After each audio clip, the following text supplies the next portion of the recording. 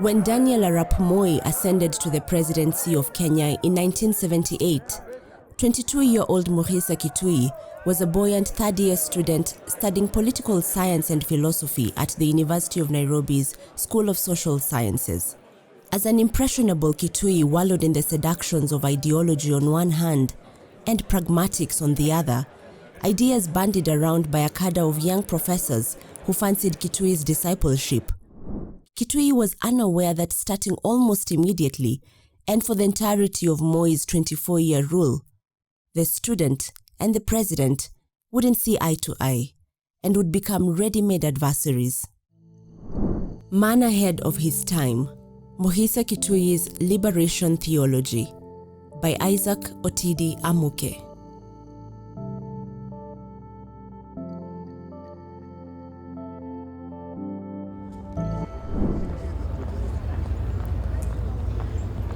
If we took the hand of time back to 1978 and walked into the University of Nairobi's School of Social Sciences, snuck our way into the Department of Political Science, and assembled Kisumu Governor Professor Peter Anyang' Nyong'o, former head of civil service Dr. Sally Kosgei, former commissar in the Social Democratic Party's Politburo Dr. Apollo Njonjo, and the highly decorated scholar Professor Michael Shege, and asked them who their favorite undergraduate student is, they'll all tell us without blinking an eye that has to be Mukhisa Kituyi.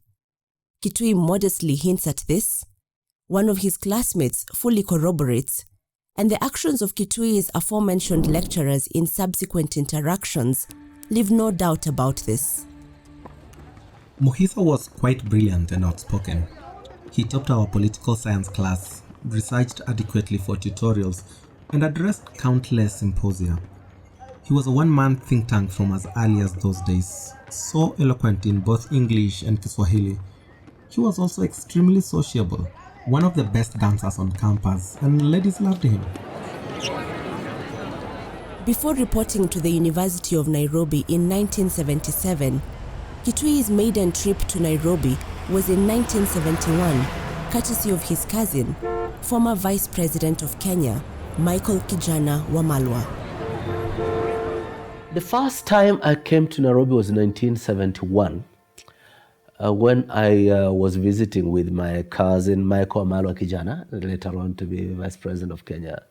And he was trying to help me get an admission into Starehe Boys. Unfortunately, we were late in putting in our applications and I did not get in. But I came back a couple of times later, also visiting some relatives. So I had a vague but feasible picture of what we thought was a big town and growing. At the time, Malo was teaching at the Faculty of Law, University of Nairobi. And I stayed quite a bit at his residence in Woodley Estate near Adams Arcade.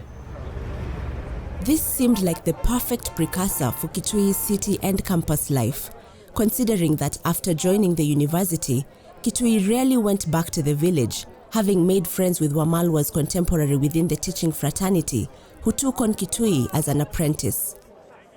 I had the privilege from early time, even already from my first year, to have a sense that my teachers appreciated me as a specially engaged person on social issues.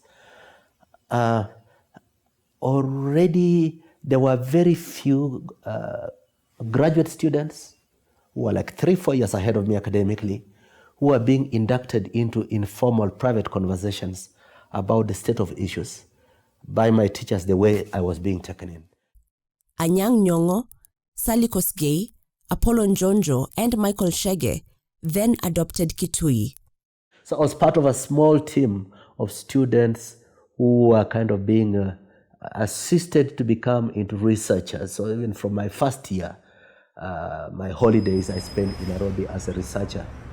In the process, Kituyi became an intellectual evangelist, passing on whatever he picked from his teaching faculty benefactors to his peers with whom he formed study cells. It is to this practice of iron sharpening iron between Kituyi and the professors and Kituyi and his fellow students that the man from Kimilili believes he solidified his lifelong convictions as a person. And I think in many ways that has shaped the way Kituyi finds the basis of credibility in society. Is it, what are the challenges of society and what is my relevance to these challenges? Is there a contribution I can make? Will I leave a legacy of pride that I tried to contribute? Or will I just be a fellow traveler who will be sitting by and mourn that Kenyans are terrible, they have picked the wrong people? And then it all fell apart. In my final year, in 1979, Moi closed the university and expelled student leaders who had been organizing peaceful protests about the declaration that the government wanted Parliament to change the constitution to make Kenya de jure a one-party state. And on that closure, Rumba Kinuthia, Otieno Kajwang, Karanja Njoroge, Josiah Apollo Moto, and myself were expelled.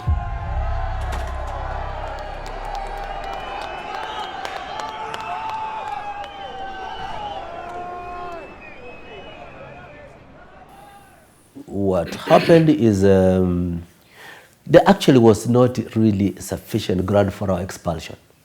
There was just a very, very impulsive or angry response to our demand that instead of criminalizing George Ajona and Oginga Odinga, who had declared that they were going to register political parties, Kenya should allow for multipartyism to continue existing as it did in law, and not now move by changing the constitution, Section 2A, introduction of Section 2A in the constitution.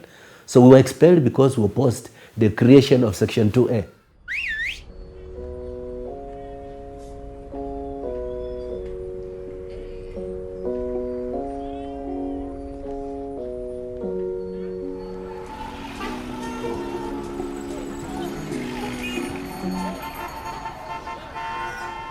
First, Omoto reached out to Henry Okulu, the first black provost at the All Saints Cathedral and future bishop of the Anglican Church in Kisumu. Okulu, who had worked in Uganda, activated his networks to try and secure the 6 lads a place at Makerere University. The other front was opened by Kituyi, who hid in Dr. Sally Kosgei's home in Ngumo Estate. Peter Anyang' Nyong'o linked some of us with Professor Mahmoud Mamdani. And while Mahmoud Mamdani was working on trying to get us an admission, through our informal networks, we established that if we do not get out of the country, we are going to be detained because of the number of times police had visited our rural homes. Luckily, Omoto's relative came to the rescue. Josiah Apollo Moto had this old uncle, a night guard at a broken down government warehouse in Kampala, who offered that we could hide there, sleep in broken down vehicles while waiting to see if we could get some admission. I was the first in Uganda with the support of Bishop Henry Okulu. I can reveal that today for the first time. Once in Kampala, I connected with certain professors who Okulu had put me in touch with, who started working on our admission at Makerere. I invited the rest to Kampala, and we stayed with my uncle who was an askari at the Ministry of Commerce headquarters.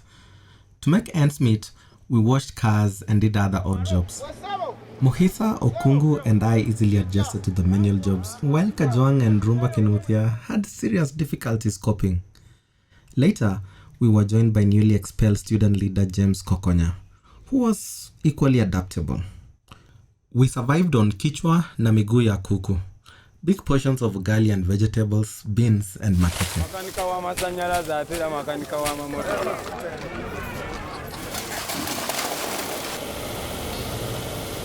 Before they knew it, a year had passed. It was 1980. By this time, all strings had been pulled, and there was a general agreement that the 1979 Sikhs should be allowed into Makerere. But then, there was one last hurdle. It wasn't the norm for Makerere to admit expelled students from the University of Nairobi, and so the registrar at Makerere, Bernard Onyango, who Omoto tells me is the father-in-law of veteran Ugandan journalist Charles Onyango Obo, had to perform one last administrative task. Onyango wrote to Nairobi asking whether Makerere should admit us. We owe it to one individual, Professor Joseph Muigai, who was the University of Nairobi's Vice-Chancellor, for writing, "Please admit the university had no problem with these students." Once admitted at Makerere, Kituyi credits friends of Rumba Kinuthia, who introduced them to the UNHCR, which granted the 1979-6 refugee status and partial scholarships. But much as all these elements were getting aligned, there was yet another price for Kituyi to pay. The practice across the Commonwealth was that, for a student to earn an undergraduate degree from an institution, the said student must have spent at least 2 academic years there. For those of us who are in our final year, we had to lose an additional year because the Commonwealth practice is you don't get a bachelor's degree from a university without being there at least 2 academic years. So we lost 1 year waiting and went back to second year. My class in Nairobi graduated in 1980. I graduated in 1982.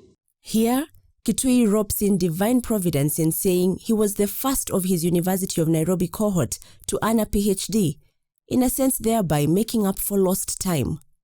And yet, no matter how difficult life in Uganda was, Kituyi tried to make it bearable by having a social life within budget.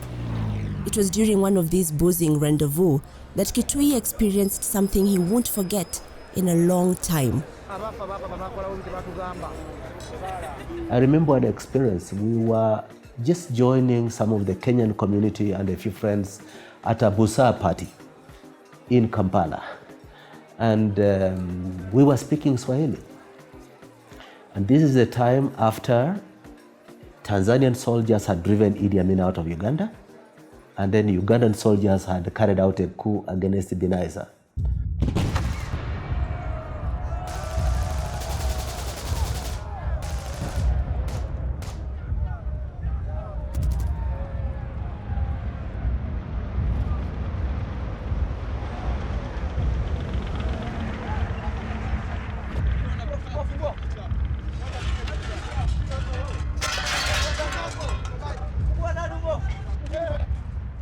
And so there was a lot of anxiety about possible Tanzanian agents infiltrating public places in Uganda.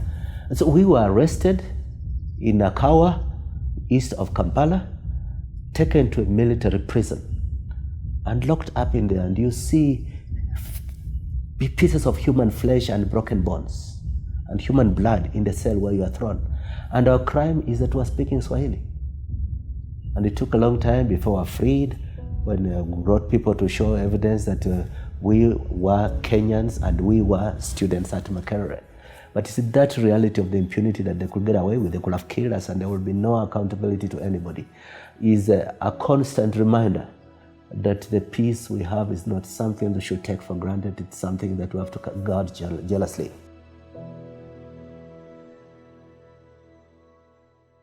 It was in the midst of navigating school and Uganda's turbulent politics, Omoto tells me, that Kituyi found a friend in Museveni, who had run for parliament in 1981 and lost, with his party at the time gaining only 1 parliamentary seat. But Museveni was a young Marxist intellectual, fresh from the University of Dar es Salaam, and it is easy to see how he and the likes of Kituyi found points of convergence both politically and intellectually.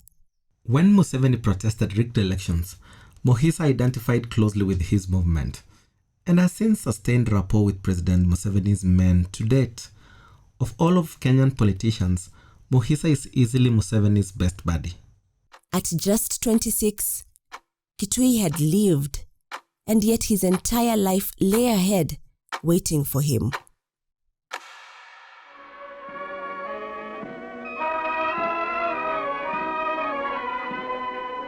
After Mukhisa Kituyi was done with Makerere University in February 1982, bringing back a BA in Political Science and International Relations, Dr. Apollo Njonjo, Kituyi's University of Nairobi professor, offered him a soft landing as a researcher in his consultancy firm.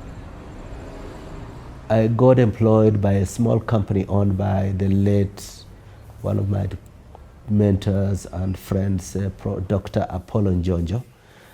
doing baseline socioeconomic consulting services for the donor community. So when I joined the Business and Economic Research Company, I was teamed up with a Norwegian researcher to carry out a Swedish consultants on the socioeconomic baseline for support to water for the marginal areas of Kenya. This is important to me because in the course of that year, 1982, until early 1983, I traveled to 40 out of 42 districts of Kenya. So I had the privilege to go everywhere in the country. That by the end of 1983, the only districts I had not visited in Kenya were Kuria and Mandera. And I had associated myself with the challenges, had identified what are the vulnerabilities in the different areas. I had seen the depth and riches of our diversity, but also the inequality of our access to basic services. Stationed at the University of Bergen, Kituyi obtained a diploma in comparative production systems.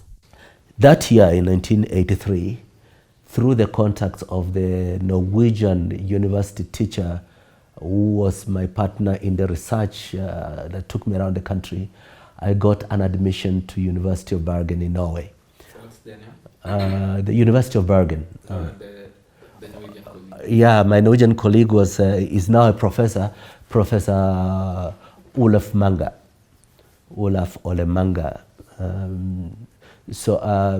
Through his assistance, I got an admission to do. I had been given a scholarship to go and study political science at Georgetown University as part of staff development for Nairobi University. But then when I got a parallel offer to go and do a postgraduate diploma of science in comparative production systems, an interdisciplinary method of building research competence, opening up beyond our subdiscipline, I was tempted and I said I would defer my scholarship in Georgetown for a year and go to Norway. So during that year that I went to Norway, I did my postgraduate diploma of science in comparative production systems. I fell in love with a Norwegian girl who was studying medicine at the same university. And then I canceled my trip to Georgetown because then NORAD had extended me a Master of Philosophy, MPhil, Master of Philosophy in Development Studies scholarship at the same university, and subsequently a PhD scholarship. So that's how I stayed in Norway until 1989 when I returned to Kenya after finishing my PhD. But before setting off for Norway, the stage for Kituyi's return to Kenya was set.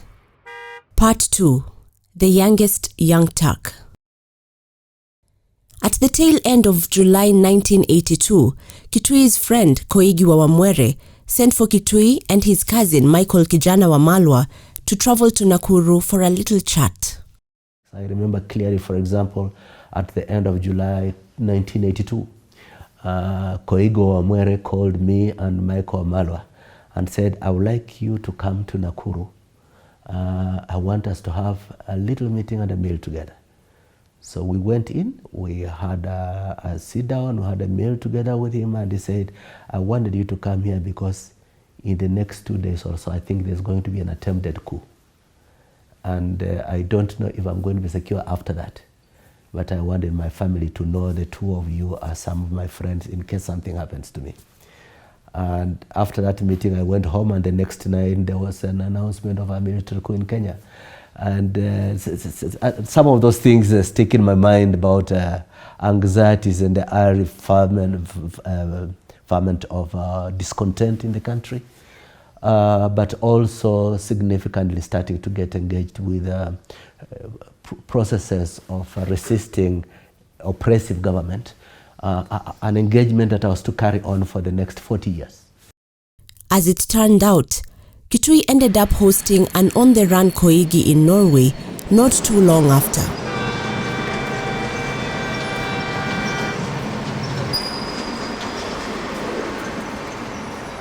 And as Koigi was in Kituyi's place, Kituyi shared a draft manifesto on what he imagined could be used to start mobilizing the Kenyan masses.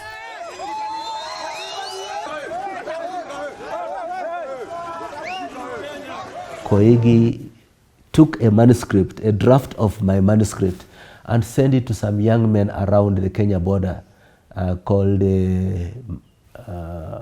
Mapambano or Pambano, and then was making phone calls to them, go to Namanga or go to Busia to collect this, and CID were intercepting. And that's the first wave of people were being arrested with what was being charged as seditious literature. Actually, they were carrying a draft of a document I was writing. And it was, to me, not seditious at all. It was just a rallying call that the progressive community in Kenya should not resort to violence, should look for how to open up democratic space. But it was part of the start of the process, contributing to a process that was emerging around in the country in the push for multi-party, resuscitation of multipartyism.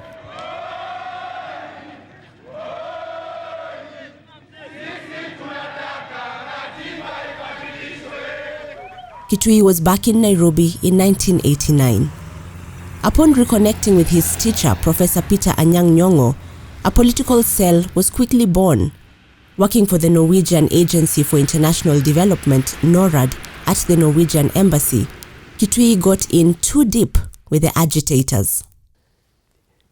We were a small cell of people who were discussing what are the next steps. The conditions are ripe. I even remember some doctrinaires saying, you know, the Bolsheviks should now take advantage of the numbers of the Mensheviks to have a critical mass and move the process forward. You know? No, that will remain unnamed because some of them are still in active politics right now. This group, comprising Kituyi, Nyong'o, lawyers Paul Mwite, Gitobu Imanyara, James Orengo, and Feroz Norji, and sometimes joined by Joe Ager, was what Kituyi considers the core of what became the Young Turks. Kituyi was at least 10 years younger than the rest. There was no Raila Odinga in this group. At the formal formation of this process, there was no Kiraitu Murungi, there was no Raila, there was no Matiba, there was no Oginga Odinga. What happened is that as a group, Paul Mwite, myself, Raila had been working with us, but then when things got very, very difficult, remember the story, how I hid him in my house? My wife and I drove him to the American embassy, and the Americans refused to take him in, and we had to smuggle him out of the country through Uganda to go to Norway. First step to go to my father-in-law's house, as he was seeking refugee status in Norway. So he went out. That's pre-forward. This is before the formation of the political party as a party. We're in the process of this transition. In that initial phase, Kituyi says their discussions were centered on whether Kenyans were ready to be led by an intellectually mature but biologically young team as a coalescing point around which to carry out the struggle for the second liberation. The answer was yes and no. A decision was made, which in hindsight Kituyi sometimes regrets, to bring in older leaders with whom to build a broader coalition strong enough to shake the foundations of the powerful Moi state.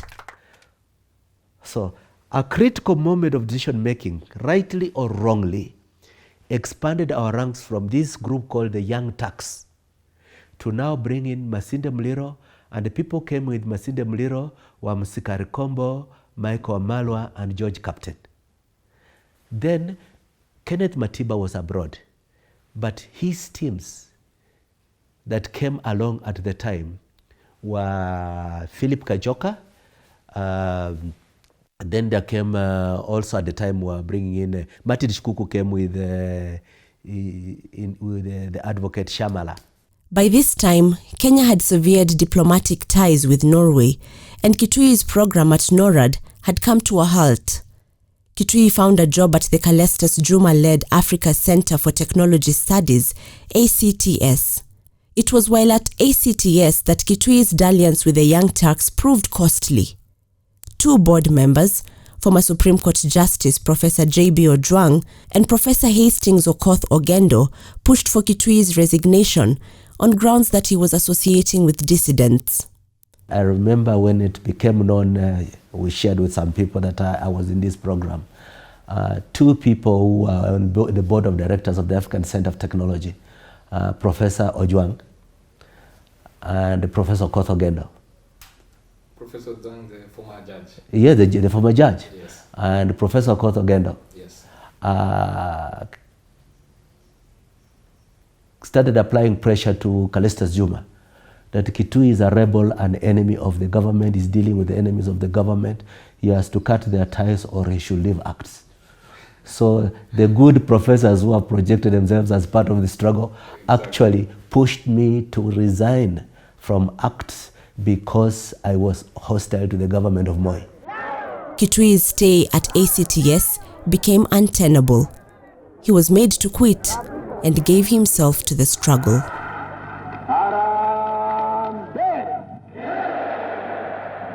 As all this was unfolding, Kituyi remembers a Young Turks meeting where James Orengo proposed the name Ford, which became a pressure group with Kituyi as its executive director. I was perhaps the only person who had a private personal computer at home. And we met in different places, including in Mikahawa, and discussed things. But every time there were resolutions, we could discuss about the details. I could do the record.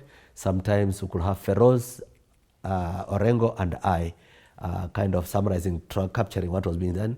But always the documents that have been reduced to text were done on my personal computer at my house in Mountain View. Yeah. At this time, the cracks in Ford were emerging. Jaramogi and Matiba were pulling in different directions, with Muliro making an effort to narrow the rift between the duo. When Masinde Muliro was on the stage, we were pushing him to help broker peace between the groups to keep this process together. And he was an important leader in this process, no doubt. But he was also a very non-controversial person. Many people don't know that because of the strong historical struggles at independence. But Muliro was wary of hard stands and controversial things. And I remember the joke that was informally going on among the Young Turks was that every major challenge you confronted and want to sit down to say, let's take a bold decision, Masinde will meditate about it, and you'll find him in the cathedral with Cardinal Otunga praying for divine guidance on where to go.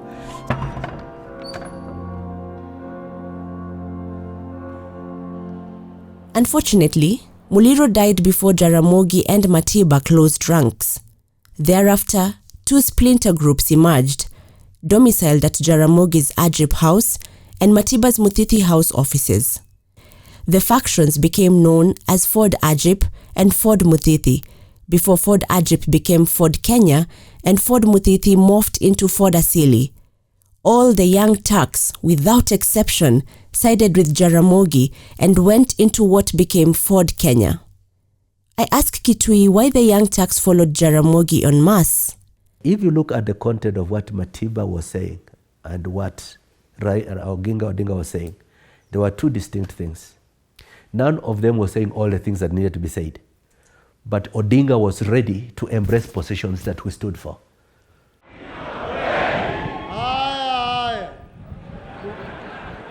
Kwa maana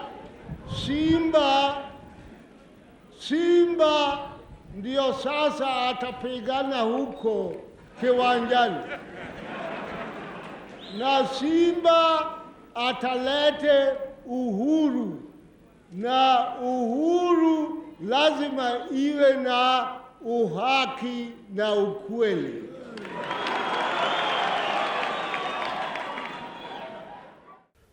As he kept saying to us, you have made me young again.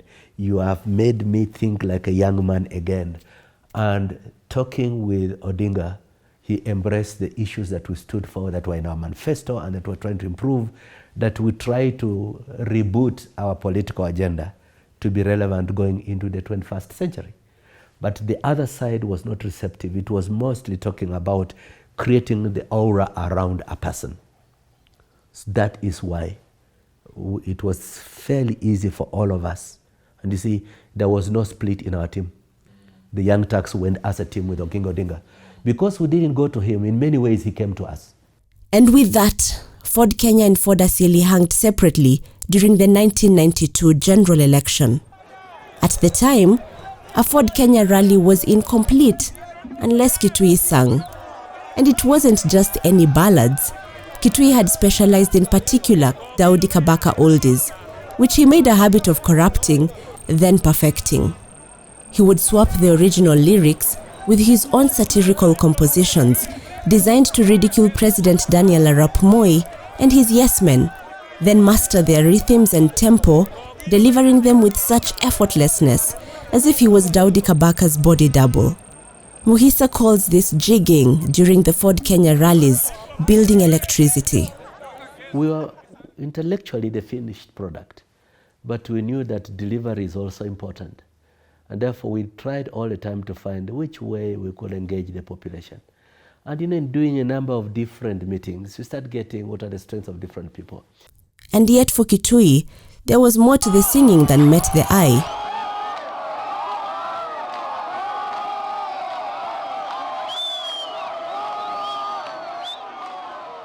I took a lot of Kabaka songs. What I used to do is that I'd have battered all the Isuzu Trooper without music or anything, and I could drive at night between here and Bungoma. So driving to keep myself awake, I could start writing in my mind the text of Daudi Kabaka's classics.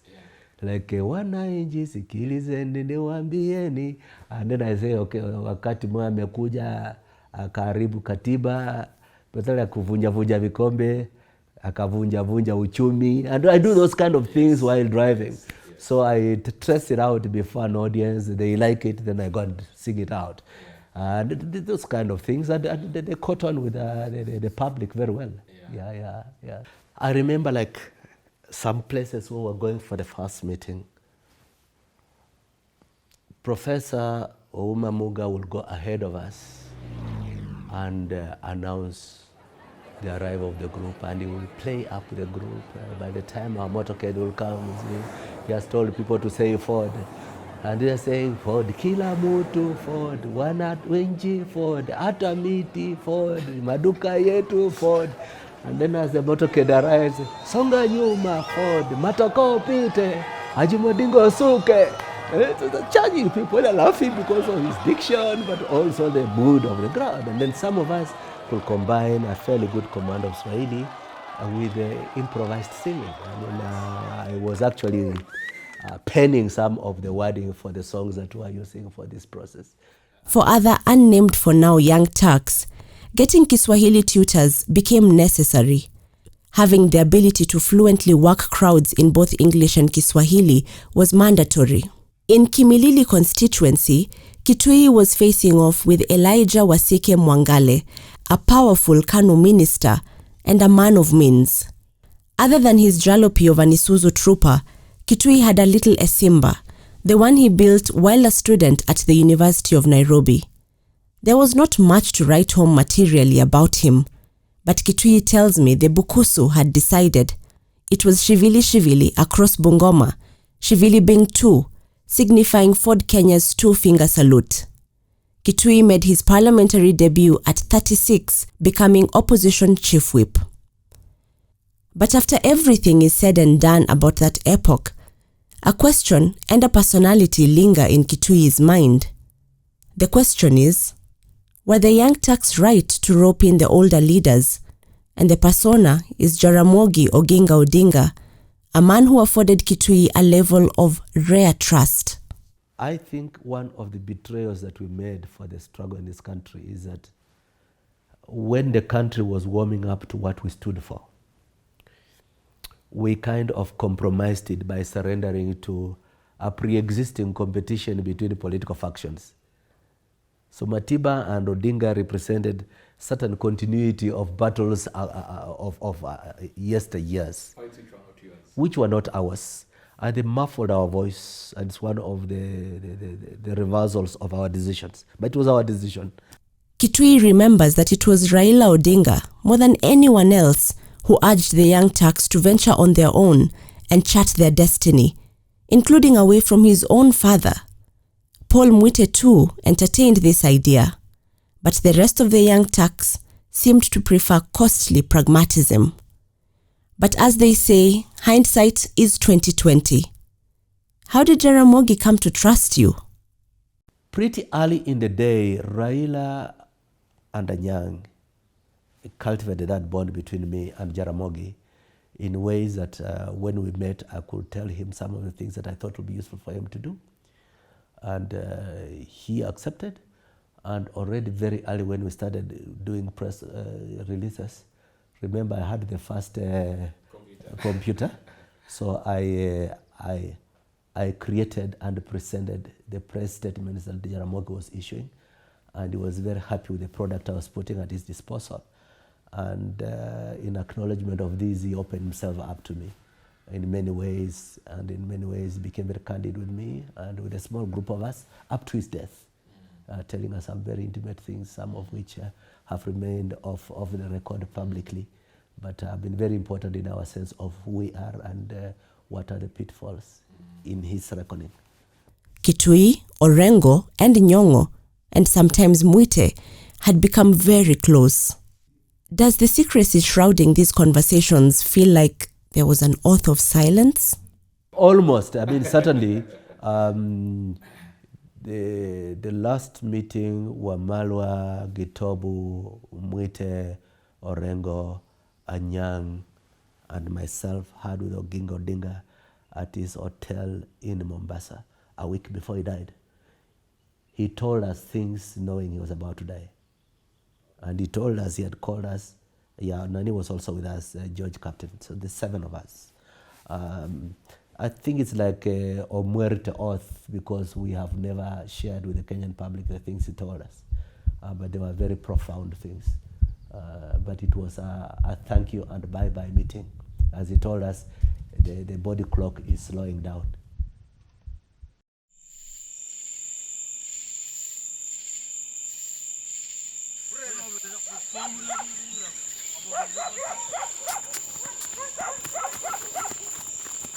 Kituyi's earliest memory as a child was that of his family rushing out of their grass-thatched house and running for kilometers to a home which had a tin-roofed house to take refuge from oncoming attackers from the Sabaot community who were zeroing in on the Bukusu. When I was a kid, my parents went a bit into Uganda. We hear horrid stories about almost drowning in Lake Kyogas. My father tried to adventure to new territory. But my earliest memories as a child date back to 1960, when there was a Sabaot raid on the Bukusu. We lived very close to the boundary between the two communities. And that memory for me, which is seared so clear in mind, is how all of us were rushed to vacate home from our grass-thatched huts for fear of a night attack. So we walked more than a kilometer to a home with iron sheets, which will not be burnt in the night and which will be easier to protect collectively. And the limited household effects were to rush and hide in the bush before escaping from our homes in that fear. That has remained with me because in many ways it's a statement of the vulnerability of ethnic tension. And when I see continuing tensions between communities, between the Marakwet and the Pokot, or Pokot and Turkana, it is always telling me that there's a numbing fear that we are not giving priority as a nation, that I would love to live in a country where children don't grow up with that sense of polarized ethnic anxiety. But beyond Kenya's existential dilemmas, Kituyi carries an awareness from childhood that he always has to fight harder to find his place. But apart from the debating related issues and student leadership, there were also real life challenges that I went through. One, I was always on average 1 year younger than my average classmates. I was a classmate to my older brother from primary school. And what that meant is that physically I was disadvantaged. I could never be part of the class team. I was too small to be a player on the class team on any sport. And I think that's part of the reason I say it is wrong to push your children to start school ahead of their age mates. Then they miss out on the possibilities of peer development and the sporting. I mean, remember that my average classroom in primary school was 2.5 years older than me. And that means I never played on the class soccer team. In fact, you say, let kids get off the pitch, now adults start playing, that kind of thing. It is the same being much younger matter that stopped Kituyi from stepping forward to lead Ford Kenya for the longest time, since there were always older brothers in the room who the patriarchal system dictated were next in line to lead. Every morning, I'll wake up about 5 o'clock, go to milk, and walk carrying a bucket of milk to a delivery point where vehicles will come and collect milk, about 1.5 kilometers away from home. Walk back home, have a bowl of porridge, and walk 3 kilometers from my home to what is now Nigeria High School. That's where I went for primary school. So for 3 years, I walked 2 plus 6, 8 kilometers every day. 2.5 kilometers to deliver milk and come back, and 3 kilometers to school and 3 kilometers back home in my early age, barefoot. Those are memories that are very, very sharp. And I know now there is no kid in that area who goes more than 1 kilometer from home to school. But I still see a lot of those kids who go to school barefoot. The basic dairy industry has collapsed, so not many of them are walking to deliver milk to a collection center, but we went through that. When I went to Bokoli, which is about 30 kilometers from my home, I also remember one reality that we always looked forward to half-term, but my parents could not give me enough pocket money to take public transport to come home for half-term. So when school went on half-term, I walked 30 kilometers to get home, start like midnight. Later on in the morning of the next day, I'm at home. I'm so numbed, I stay sick. When I recover, it's time to walk back to school after has ended. One cannot help but feel a deep sense of pain and reflection in Kituyi's eyes as he narrates these stories. Kituyi finally caught a break at St. Mary's Yala for his A-levels and later at the University of Nairobi. But apart from childhood, Kituyi is grounded by his 7-year stay in Norway, where he experienced the Scandinavian model of social democracy and took up egalitarian habits, which he says he has always hoped Kenya could replicate and significantly narrow the socio-economic gap. Those who know me closely will tell you, I do not believe in hierarchical relationships. The Prime Minister of Norway moves around with 2 guards and does not afford to hire domestic staff. When she goes home, she cooks for herself. It was nice and fun, and we're a bit silly, so people can laugh at us a bit, and I think that's nice. University professors and students in Scandinavia do not have a hierarchical relationship. You can tell a professor, there was something I wanted to ask you. I don't know if you have time after the work today. We could meet over a drink. And the professor says, what's your favorite place we can have a drink? And you can say, for example, can we use the bar near my stage where I take my bus to go home? The university professors take public transport to go to work and to go home. So you can sit at ground level and talk as human beings to each other. It is a kind of simplicity and self-sufficiency Kituyi espouses. He shares his experience with a Court of Appeal judge and an heir to a Kenyan business empire to not be abusive to caddies while playing golf. I'm a golfer. I play much of my golf when I have time at Vietnam Sports Club. Now, twice I've played with senior public officers, one of them a judge of the Court of Appeal, and another one a prominent heir to a business empire on separate occasions. And while we were playing, everybody gets frustrated once in a while when they play a bad shot. But then in the frustration, they started talking to their caddies. The caddies, you pay 1,000 shillings to carry your bags for you, in a very abusive way. You are careless, how can you fail to see the ball? And I stopped and said, hey, you cannot have such animal behavior. Those caddies are humans like you. Treat others with dignity. If you don't want to show respect, you don't have to be here, you can go away. And that I have told to this heir to a business empire, I have told to this judge of the Court of Appeal, that in human treatment, talking down at people because you are of higher status in society is not acceptable. This very cerebral response to this I think partly is anchored in my experience of 7 years in Scandinavia, where there's totally no way you carry prestige because you have a high education, you drive a bigger car, or you come from a richer family. Those things don't happen there.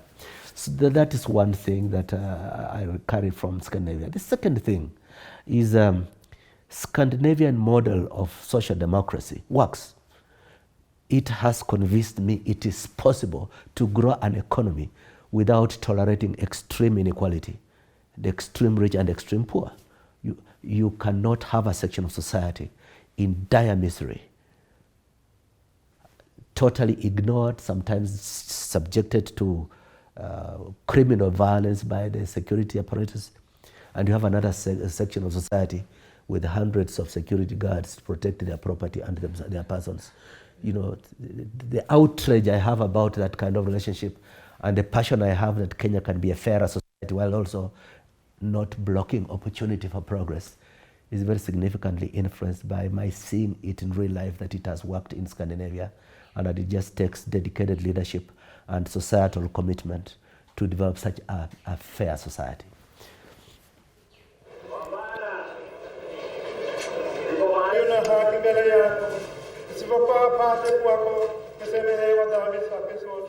The death of Jaramogi Oginga Odinga in January 1994 was akin to a shepherd pulling a disappearing act on their flock.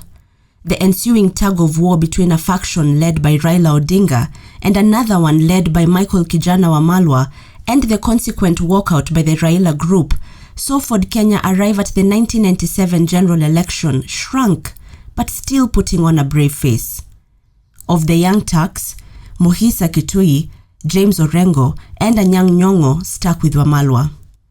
The result of Ford Kenya's split in the context of a broader fragmented opposition saw Daniel Arap Moi win the 1997 presidency with 40% of the vote, just as he had done in 1992 with 36%.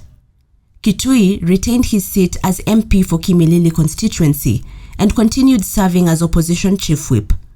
But after the 1997 loss, followed by Raila Odinga's NDP going into an alliance with Moi's KANU, Kituyi and others started thinking of how to consolidate a counter-force to KANU. And I remember one time we had a retreat in South Africa as guests of the ANC, the African National Congress, with Matib, with Mwai Kibaki, Norman Nyaga, Jeru Ndwiga, Michael Malwa, Martin Shikuku, Mukhisa Kituyi, James Orengo, Feroz Navroji, for 1 week trying to define, can we create an agenda that we own together.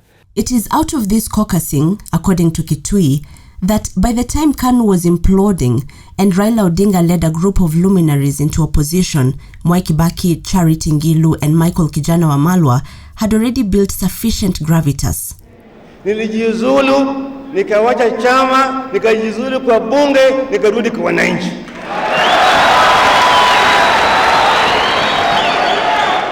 To Kituyi, Raila's Kibaki Tosha edict was both a concession and acknowledgement of the opposition's pre-existing momentum. Much as Raila and his new entrants held sway, they couldn't alter the opposition's prior covenants. This is how Kituyi was sworn in as Minister for Trade in Mwai Kibaki's government in 2003, and Ford Kenya, the party of the Young Turks, was closer to realizing Wamalwa's famous Grand March to State House when, as party leader, Wamalwa was offered the vice presidency as per the pre-election agreement. However, before becoming minister, something happened to Kituyi. Let me confess a certain history about me and Mwai Kibaki. I'll take you back to the year 2000. I was a backbencher, a whip of opposition, and Kibaki was the leader of the opposition at the time. So one day, Mwai Kibaki calls me and asks me, do you often pass through Nakuru? I say, yes. Are you passing there this Friday? I said, yes. Let's meet at STEM Hotel at 7 a.m., 7:30. So I left Nairobi very early. The roads were terrible those days. But at 7:30 a.m., Mwai Kibaki was waiting for me at the STEM Hotel, Nakuru. He told me to drive behind him, and I followed him to his farm near Menengai Crater, the suburb of Nakuru town. And when we got there, he told me, I wanted you to come here before the animals go out into pasture. In Kikuyu custom, When an elder gets to my age, you look at your children and you pick one of them and you say, I have a sense that one day you might be able to keep my family together. And you give him a heifer to say, go and nurture this heifer. One day my grandchildren can have milk, but one day you might slaughter a goat for me and fellow elders. So that day, Mwai Kibaki gave me 4 heifers, pedigree heifers, in calf. And he gave me 4 doppers and 4 goats. In fact, 2 years later, on election day 2002, one of the heifers gave birth and we called the offspring Lucy. But anyway, from that moment, that symbolism was not lost to me. The second allegorical incident happened 5 years later. In the year 2005, the African ambassadors in Geneva and African trade ministers requested me to be Africa's candidate to be the Director General of the World Trade Organization. I went to see Mwai Kibaki. And Kibaki told me, Kituyi, you may not know, but you know, your personal history is very similar to mine. In the year 1960, I left my station as a lecturer in Makerere and volunteered to be a free executive officer for forming the party called KANU. I wrote its manifesto, I helped give it a national agenda and helped to create a credible government infrastructure for the Kenyatta years. In 1969, I was offered to be a vice president of the World Bank. Kituyi had been founding executive director of Ford in 1992, thus the comparison. When Kibaki went to see Jomo Kenyatta, Kenyatta had some words for him. When I went to see Kenyatta, he told me, I want you to understand that you have been very important for my government.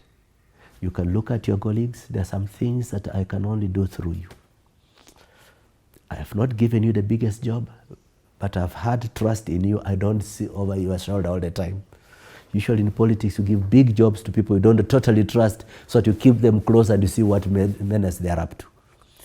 I know the World Bank can find another Kibaki, but I cannot find another Kibaki for my cabinet. And Mwai Kibaki told me, does this ring bells for you? Do you remember our meeting on my farm in 2000? Does that make any sense to you? I need you more than the World Trade Organization. One day, you may serve the world, but for now, your country needs you. I had that conversation with Mwai Kibaki.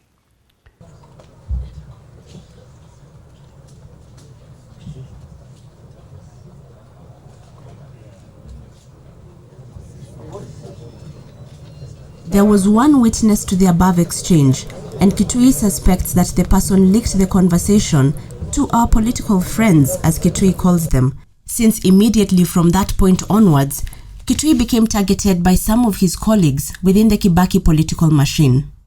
First, his leadership at NAC Kenya was curtailed by the introduction of a rotating chairmanship before Musikari Kombo and Simeon Nyachae gave Kibaki a softly delivered ultimatum.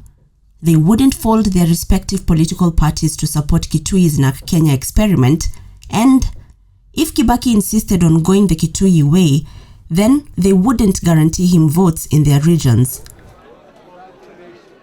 It is true that the fights against me, which culminated in my defeat because I was getting into a totally new party months before an election in an area where the president's team had been convinced that you should support Musikari Kombo's party as a condition for support to the president. It muddled up things for me at the time. Yeah.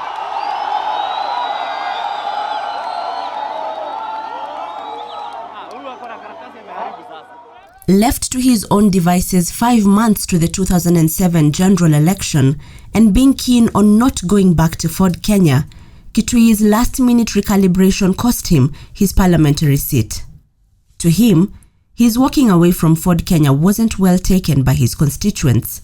Kituyi dusted off his resume and quickly found a home at the Brookings Institute in Washington, D.C. Mimi, Mwai Kibaki, naapa kwamba nitatenda kazi zangu za urais wa Jamhuri ya Kenya kwa uaminifu na kutimiza wajibu wa kazi hizo. Ewe Mwenyezi Mungu unisaidie. When Mwai Kibaki took office in January 2003, Mukhisa Kituyi and others who had spent all their years in active politics either as pro-democracy activists or as firebrand opposition MPs had to acclimatize to their new reality as government ministers. For Kituyi, the demand to make the transition was instantaneous. Before being sworn in as minister, Kituyi received documents to read in preparation for a ministerial meeting on AGOA happening in Port Louis. And just after he lifted his right arm and made an affirmation, as a Quaker, Kituyi doesn't swear, Kituyi took off. When I came back from Mauritius, on my way from the airport, I was told there's this rioting going on, there's trouble, people burning factories, police have been fighting with the hooligans in Athi River, EPZ all day. So I tell my driver, don't take me to town, take me to the EP zone. And the striking workers with stones and petrol bombs hear that the Minister Kituyi is coming. And they remember me as a Kituyi who was singing for them at rally. So they think I'm one of them. I'm on their side, not on the side of the oppressor. So they throw down their stones and they start applauding me when I am approaching. And I come and I see how much public property has been damaged and fires unnecessarily. And when I calm them down and I say, I want to talk with you, one of them says, no, mheshimiwa, wewe ni wetu, lakini kwanza sing us a song. Yes. You know, the notion of aborted transition from an activist in a campaign to a president is not totally embraced by people who are saying now, this is just sarcasm, you sing for us like you are singing for us in a campaign. Then the compromises of running government followed. Kibaki was very true to our campaign commitment that we have to turn around the economy quickly. And two, that we should not be driven by bitterness of the repressive behavior of the Moi years. We must have the magnanimity to say we can forgive a lot of difficult things. And he led by example. The first cabinet meeting under Kibaki, the president asked us to donate Cabernet Garden to Moi. Now usually if you are vindictive, the first act, you say these people have stolen from us, we should stop them from stealing more. But we took the premier property Moi had been occupying for more than 30 years and donated to him as a gift. Moi never privatized, never grabbed Cabernet Gardens. It was a former residence of the deputy governor, the smaller Ikulu. And he went in as vice president in government house. But we donated it to him. We were requested to do so by Mwai Kibaki, which was an important signal. Kituyi was toning down, learning the difference between theory and practice. Kituyi goes on to list an array of early days interventions made by the Kibaki government: setting up of the National Economic and Social Council, the buying back of instead of seizing strategic assets from allies of the previous regime, the growth of the economy from a paltry 1.1%, and the list goes on. However, to Kituyi, three things happened, and it was all a sad downward spiral. The main weakness of the Kibaki years is he suffered a stroke in February, soon after we came into government. He became a very sick and very weak person. And some of the people in government kind of panicked that the president is about to die. I think they started having a sense that this was their time to grab. And while the president was so enfeebled by that sickness, they started bringing in people with dirty hands. And that's when things like Anglo-leasing started rearing their ugly head inside government, at the core of government, while some of us were thinking that we're still living the dream of a clear alternative, clean government. So you start seeing a decline of our collective commitment to the battle against corruption. You start hearing about overnight riches, people buying tea estates and all manner of things. People had committed that one of the ways to kill corruption is to stop ministers from doing harambe, because you are receiving dirty money to try to buy popularity. All of a sudden they come to cabinet and they say, now I'm in office, how will my people benefit from my being in office if I don't do harambe? So we start replicating little monetary paramount chiefs again giving hundreds of thousands or millions of shillings in Harambee beyond legitimate income of ministers. So a major setback to some of the key things that we're fighting for. They emerge from this moment of a weakened president because of health challenges and a small, I will call it almost a small mafia cloning onto government in a very executive way and subverting what we thought we were fighting for. By and large, we had very, very good economic governance, but we had a very poor exchange rate between economics and politics, that the good works were not being positioned to be the basis of legitimate re-election.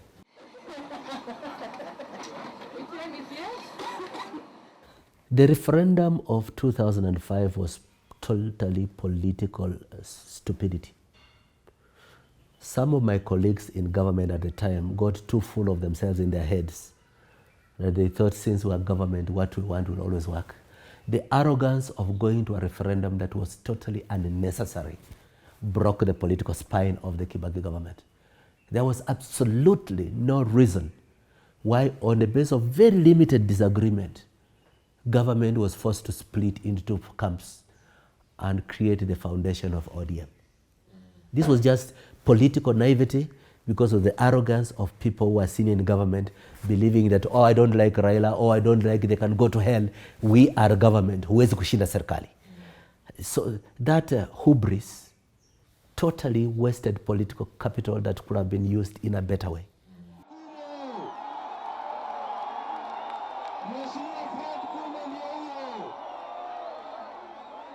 And then there were the Arthur brothers and the raid at the Standard Group. Around the same time, government was throwing away political capital again on a very stupid thing.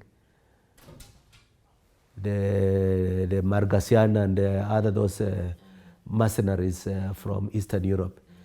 Totally unnecessary abuse of office because you are in senior position. Ministers working with criminals for a purpose that is not necessary for government.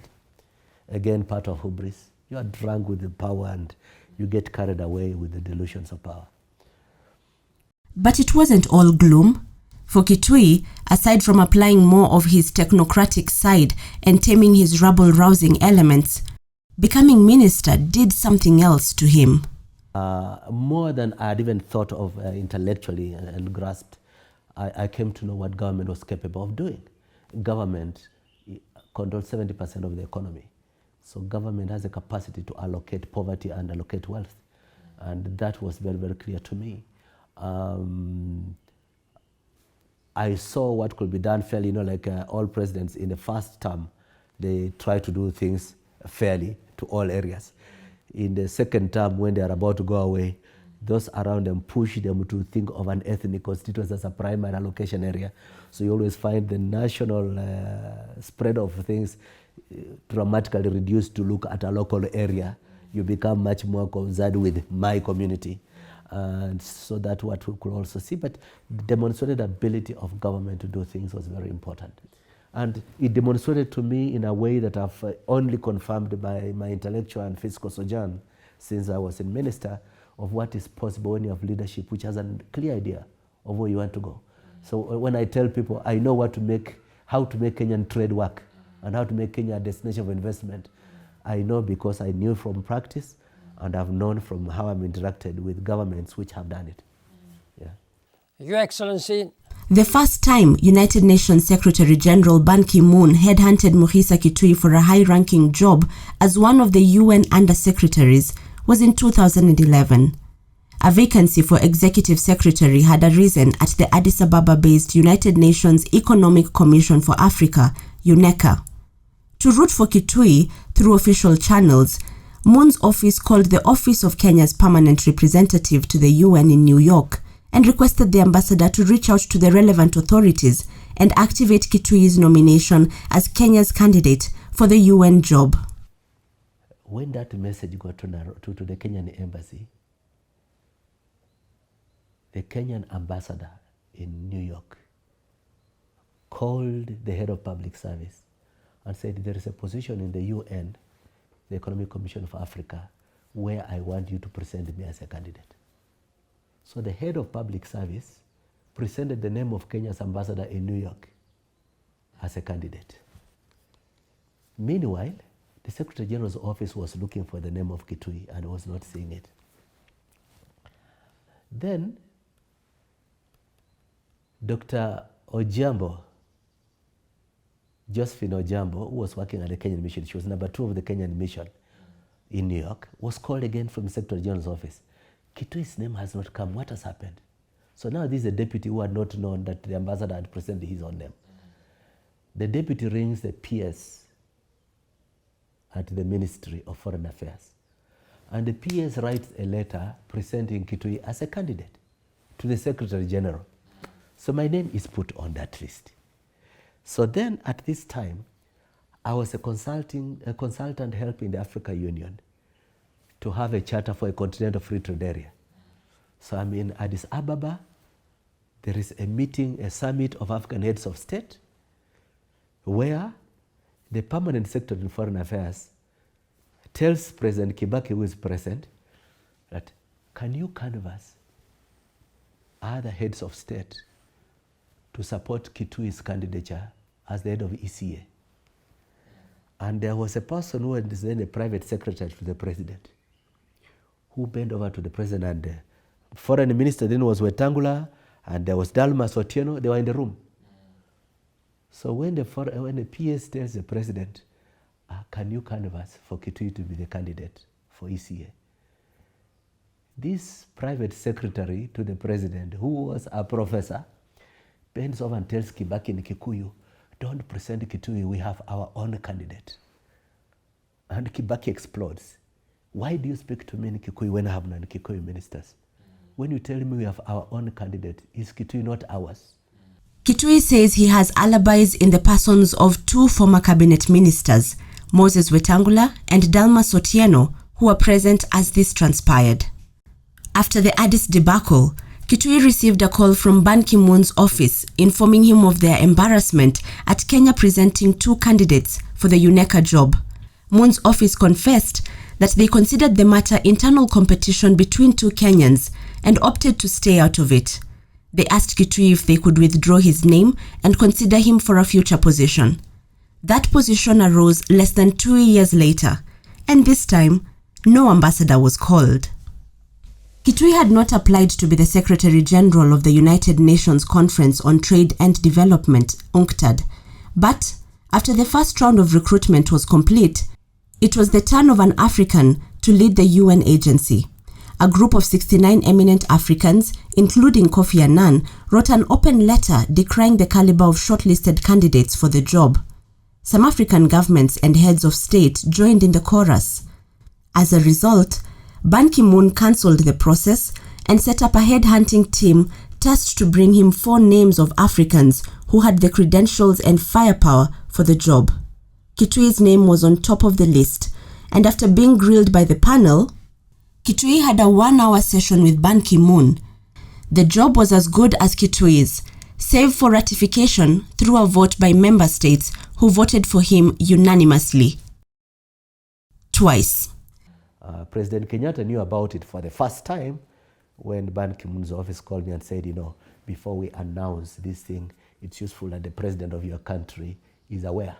And the president was in South Africa that month of May when he was rung and told that the Secretary General was going to announce that he has nominated your citizen, Dr. Kituyi, to be the head of UNCTAD.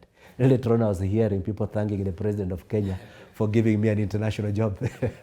Yeah. This is how Kituyi became Kenya's highest-ranking international civil servant for 8 years, during which time he held 2 cabinet retreats between UNCTAD and President Uhuru Kenyatta's government, training ministers to better deliver on government's development obligations.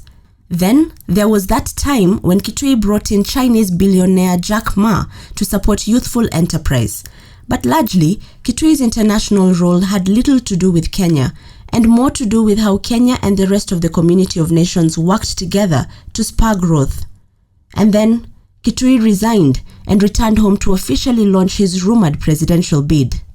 From the time Kituyi arrived back in Kenya until now, his routine, at least what is publicly available, has been to reconnect with elements of the Young Turks, like Raila Odinga, with whom Kituyi has had several lunches, and those who weren't part of the group but who were fellow travelers during the Second Liberation, such as Martha Karua, Kivutha Kibwana, and Willy Mutunga.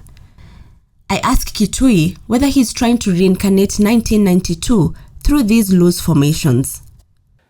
I was almost 10 years on average younger than the rest of the Young Turks. And the Young Turks phenomenon is 30 years ago. So for a lot of those Young Turks, they are my age plus 10 today.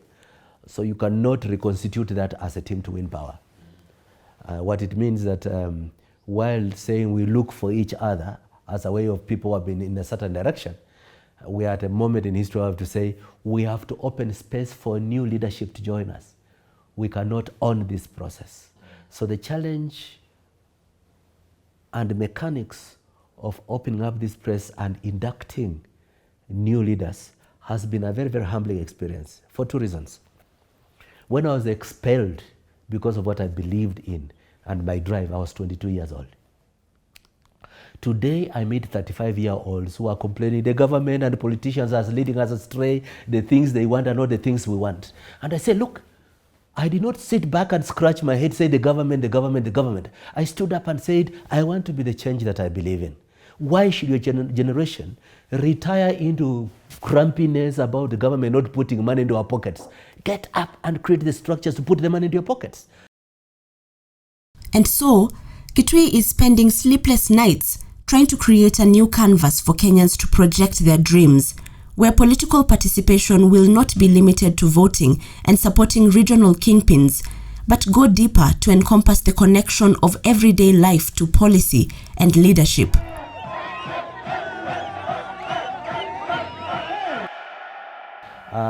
Unless young Kenyans see that they must take over, take on, join, remodel, and drive leadership of new political parties, they will continue being objects of political competition and only actors as voters.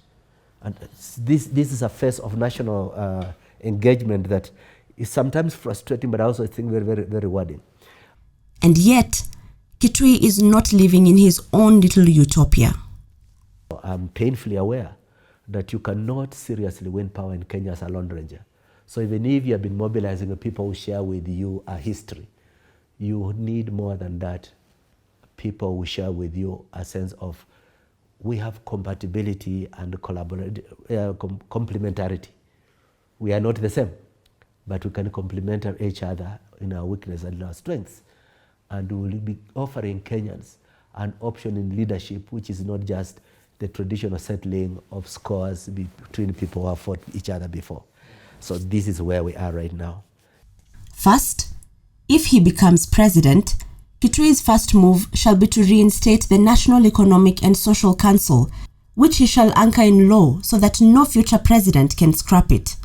I asked Josiah Omoto, Kituyi's university classmate and comrade, who Kituyi really is.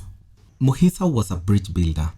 When he was a member of parliament, I regularly went for a drink in parliament, and we used to rub shoulders with politicians from across the aisle. That's how I first met the total man, Nicholas Biwott, and many others for the first time. If he becomes president, Kenya will migrate from a kakistocracy to a meritocracy. Mukhisa surrounds himself with think tanks, both a strength and a weakness, and suffers no fools. And being the good politician that he is, Kituyi has a final word. There's a constituency about how can we think of transforming Kenya so that we rebuild and have an even better Kenya after COVID. The transition is not about the election next August, but about an agenda for national renewal. That constituency is very interesting, and I seem to excite that constituency. But electorally, it is not a majority. So you want other complementary constituencies that include but are not limited to this vision constituency. That means that you look for people, you want to sound out people, they're different. When you consult with one person, it doesn't mean that you have agreed with that person, but that you are opening your ears and eyes to other impulses. So you move on, you try to talk with different people. Some you leave by the wayside in that conversation. others lead you to some new ones that you're working with. Watch this space, Kituyi seems to say. There will be movement from the ongoing motion. So if you see me engaging Kivutha Kibwana, Martha Karua, Justin Muturi, and quite a few other people we will be seeing soon, is because utugali tunatafutana, as Kibwana put it.